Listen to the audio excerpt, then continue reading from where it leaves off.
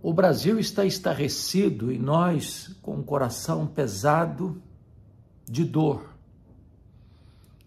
ao vermos na CPMI do INSS a roubalheira que foi feita de forma tão vil, tão abusiva, tão destrutiva aos pobres, aposentados, vulneráveis, que tiveram o seu magro salário surrupiado, diminuído, assaltado por aqueles que, administrando os recursos públicos, saquearam, roubaram os que mais precisam. Fizeram fortunas, acumularam riquezas, aumentaram seu patrimônio de maneira explosiva, sem qualquer pejo, sem qualquer temor, talvez sem qualquer medo das consequências. Quem sabe por terem costas largas, ou por se sentirem protegidos pelo sistema.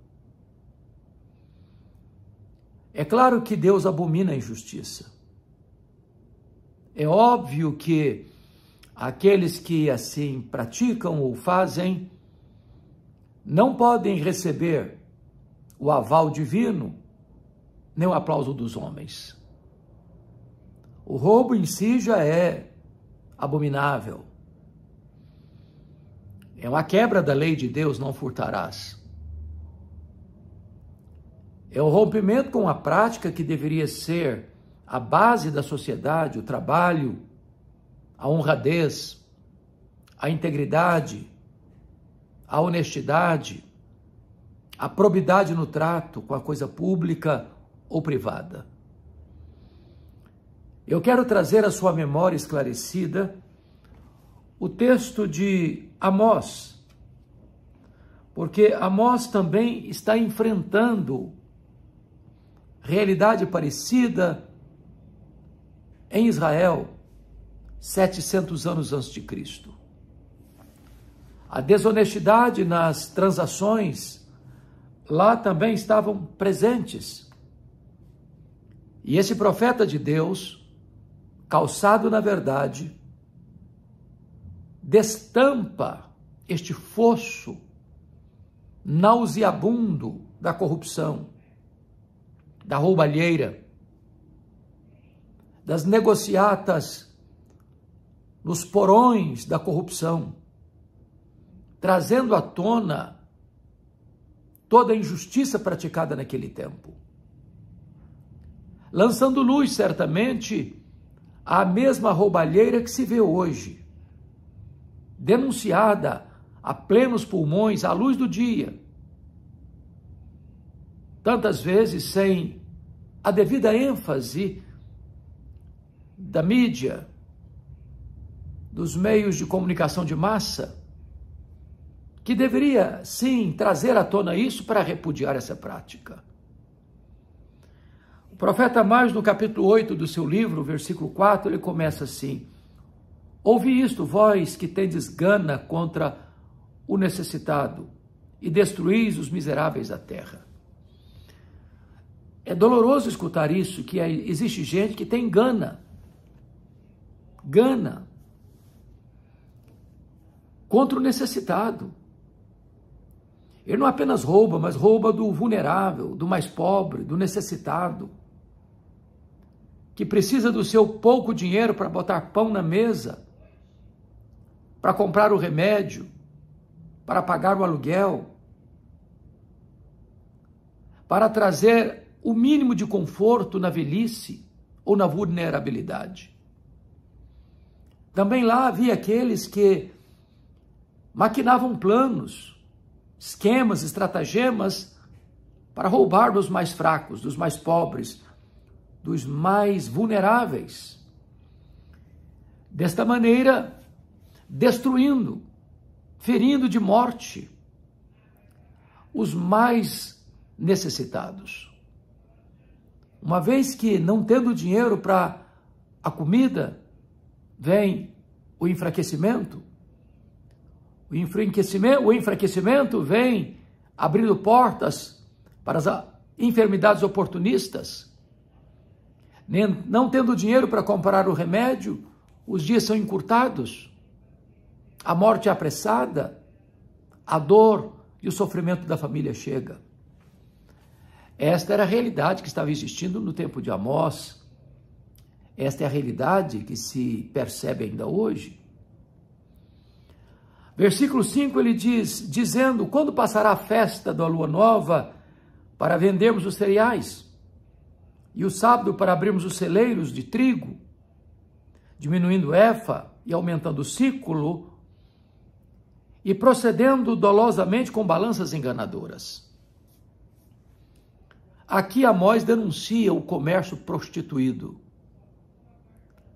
os bens de consumo nas mãos dos poderosos, que mesmo mantendo a sua religiosidade, mesmo frequentando o templo, mesmo se apresentando como adoradores, enquanto na casa de Deus estavam, maquinavam toda sorte de esperteza para vender o refúgio do trigo, o trigo de baixa qualidade, diminuindo o peso, aumentando o ciclo, para escoar os seus produtos àqueles que mais precisavam, usando balanças enganosas, não entregando tudo aquilo que diziam entregar, entregando um produto de má qualidade como se de boa qualidade fosse. E desta maneira, num comércio de opressão, do lucro fácil, da ganância insaciável, da exploração criminosa, da falta de pudor, da ausência da integridade, da ganância insaciável, se enriqueciam às custas dos mais pobres, dos mais vulneráveis, dos mais necessitados. Então, o próprio Deus, através do profeta Amós, está denunciando essa prática, repudiando esta prática, condenando esta maneira de agir. É claro que a sociedade contemporânea hoje deveria ter o mesmo repúdio a esta prática tão vergonhosa, tão nefasta, tão abusiva, daqueles que se aproveitaram usando esquemas para se enriquecerem. E se enriquecerem de maneira ilícita, subtraindo daqueles que menos têm e que mais precisam. É importante afirmar que nós somos favoráveis à riqueza. É claro, a riqueza não é um problema, é uma bênção. Se fruto do trabalho honesto e da bênção de Deus. Mas quando a riqueza é mal adquirida, quando ela é fruto do negócio injusto, do suborno, das ações subterrâneas no mundo da ganância insaciável, onde os fins justificam os meios, onde o desejo de riqueza é maior do que o compromisso com a integridade, quando se acumula bens mal adquiridos em casa, quando se ajunta ouro e prata, carros, motos, apartamentos, iates, bens que expõem talvez o luxo fausto, mas que não foi fruto do trabalho, da integridade, ao contrário, da exploração e do roubo, isso precisa merecer total repúdio. E o Deus único, vivo e verdadeiro é o Deus da justiça. Ele não é apenas o Deus religioso, não é apenas o Deus dos templos religiosos. Ele é o Deus de toda a terra.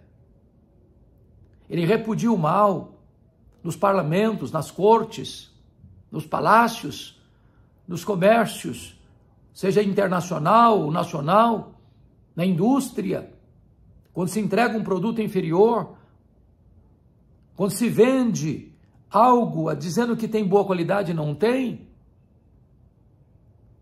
quando até nas bebidas se põe e se acrescenta produtos nocivos à saúde pública, tudo isso certamente recebe a reprovação e o repúdio daquele que é a própria justiça, o Deus vivo e verdadeiro.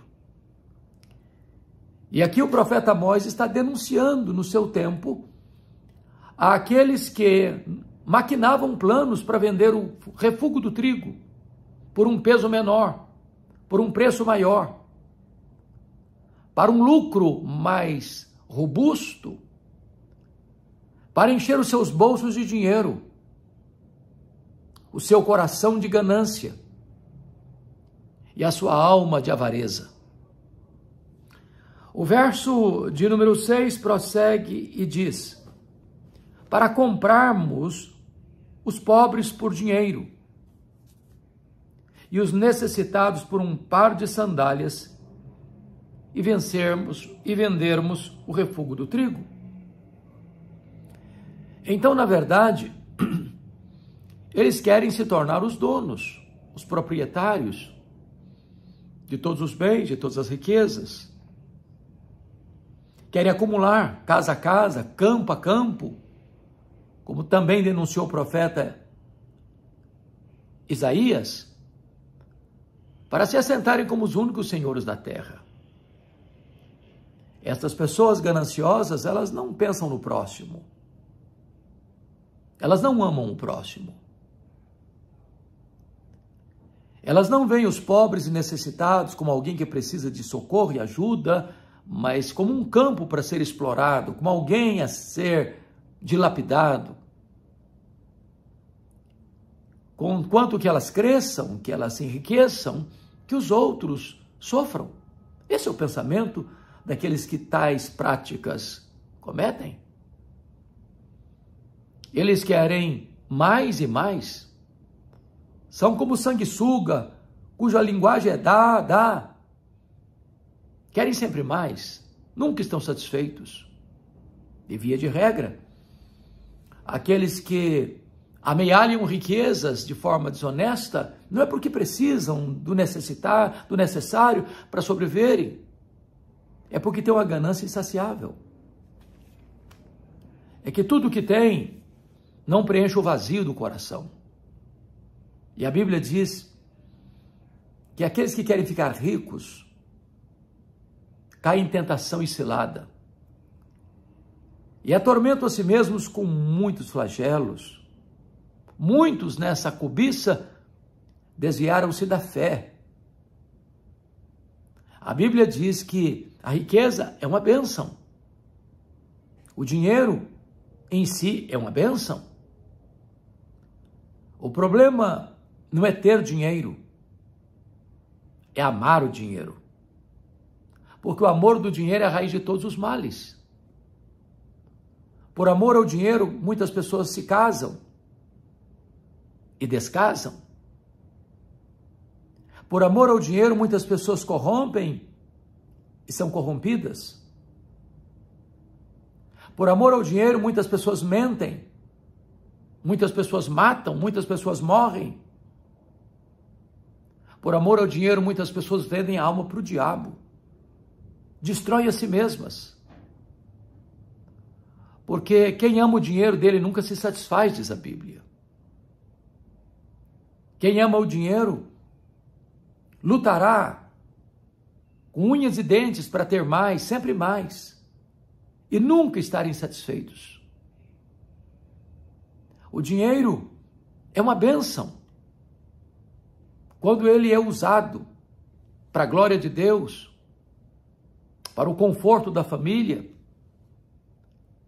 para o socorro do próximo. O dinheiro é um bom servo, mas é um péssimo patrão. Ele se torna um carrasco. Ele vai exigir tudo de você. Ele vai tirar tudo de você. Portanto, Jesus afirmou que dinheiro é mais do que uma moeda, é uma entidade, é mamon. E ninguém pode servir a dois senhores, a Deus e a mamon. Quem é servo de mamon é um idólatra. Quem é servo de mamon lutará para que mamon governe a sua mente, o seu coração, seus sentimentos. Mamon vai requerer toda a dedicação da sua vida. E, finalmente, vai destruir você. A palavra de Deus nos diz, entretanto, que a piedade com contentamento é grande fonte de lucro. A vida de um homem não consiste apenas na quantidade de bens que ele possui. Há ricos pobres e há pobres ricos. John Rockefeller, o primeiro bilionário do mundo, disse que o homem mais pobre que ele conhecia era o homem que só tinha dinheiro. Via de regra, as pessoas mais felizes, dizia ele, são aquelas pessoas que chegam em casa cheirando graxa. Comem um bom prato de arroz, feijão e dormem a noite toda bem dormida. Agora, a riqueza adquirida com suborno, a riqueza fruto da corrupção, das propinas, do dinheiro fácil, da roubalheira, da opressão econômica, das negociatas, das vantagens, da proteção dos poderosos. Esse dinheiro vai ser combustível para a destruição da pessoa. Ela pode dormir na cama mais macia, num travesseiro de pena de ganso, mas ela não vai ter paz. Ela pode andar e voar em jatinhos particulares, nos iates mais caros, nos carros mais bonitos e blindados, pernoitar nos hotéis mais caros, frequentar os restaurantes mais qualificados, usar as joias e relógios mais caros, as roupas de grife, as festas mais requintadas, beber os vinhos mais selecionados e caros, e nada disso vai preencher o vazio do coração. Essas pessoas estão condenando a si mesmas ao opróbrio, à vergonha, porque a Bíblia diz que é melhor ser um pobre honrado do que eu ser um rico injusto, iníquo, desonesto. A Bíblia diz por isso que o bom nome vale mais do que riquezas. É melhor você ser um pobre honrado que anda de cabeça erguida na rua do que ser chamado de ladrão ao sair de casa. Essa é uma pecha terrível que ficará naqueles que, tendo a oportunidade de fazer o bem, fizeram o mal. Tendo a oportunidade de trabalhar com honradez e integridade, lançaram mão da corrupção. Então a palavra de Deus, eloquente, ao mesmo tempo soleníssima, em alertar para esse perigo. O texto de Amós prossegue e diz assim: jurou o Senhor pela glória de Jacó, eu não me esquecerei de todas as suas obras para sempre. Que obras? As obras daqueles que estavam explorando os pobres, usando balanças enganosas, cobrando mais caro, entregando menos, produtos de má qualidade, de péssima qualidade, para explorar os pobres, para destruí-los. Então, o que podemos fazer? A Bíblia diz que os ricos devem ser generosos em prática das boas obras, solícitos, prontos a repartir, não acumulando com usura, mas repartindo com generosidade.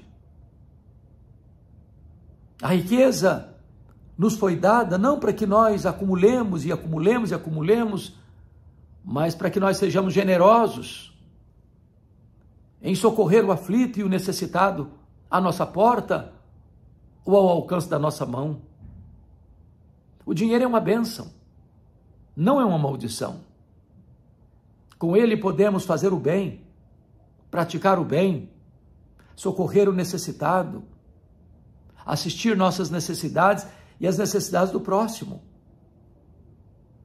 Então, em vez de você imitar aqueles que estão explorando, surrupiando o bem alheio, talvez assaltando os cofres públicos, o erário público, os recursos que deveriam ir para os hospitais, para as escolas, para as estradas, para o progresso da nação e para o bem comum, e estão desviando esses recursos, quem sabe pudéssemos trabalhar com integridade. Todo o trabalho é digno, todo o trabalho honesto merece os nossos maiores encômios, os nossos maiores elogios, porque o trabalho é uma bênção, foi instituído por Deus antes da queda, requerido depois da queda, e continuaremos a trabalhar mesmo depois da glorificação. Que Deus nos ajude para corrigirmos e emendarmos os nossos caminhos, para que o lema da nossa bandeira, ordem e progresso, não seja apenas uma letra perdida no lábaro que ostentamos, mas que seja o lema de cada brasileiro. Queremos ordem, queremos progresso. Não há ordem sem progresso, não há progresso sem ordem. Não há nação rica e próspera e abençoada sem trabalho honrado. Que as nossas autoridades constituídas possam cuidar dos mais necessitados. Que as nossas leis sejam justas. Que as nossas empresas cresçam, tenham lucro e consigam dar mais emprego. Que os trabalhadores possam ter amor ao trabalho e, em vez de ficarem acomodados ao assistencialismo, possam se aperfeiçoar para avançar, terem melhores condições de oferecer melhores oportunidades à sua família. É com o trabalho que a nação avança. É com a integridade que nós crescemos. E é desta maneira que nós poderemos sair do opróbrio e da vergonha, da justa condenação divina para a bênção dos céus. Trago esta palavra a você com todo temor e tremor, por amor à nossa pátria e ao nosso povo, desejando que Deus abençoe o Brasil. Que Deus abençoe as nossas autoridades constituídas do Poder Executivo, do Poder Legislativo e do Poder Judiciário. Que tenhamos uma nação abençoada e próspera para a glória de Deus e para o bem de todos os seus cidadãos. A palavra de Deus é viva e poderosa. E a Bíblia diz: feliz é a nação cujo Deus é o Senhor. Se nós temermos a Deus e vivermos os seus princípios que são eternos, veremos nossa vida, nossa família, nossa cidade, nosso estado, nossa nação ser uma nação mais próspera para a glória de Deus. Deus abençoe sua vida. Deus abençoe sua família. Deus abençoe sua cidade. Deus abençoe a nossa nação.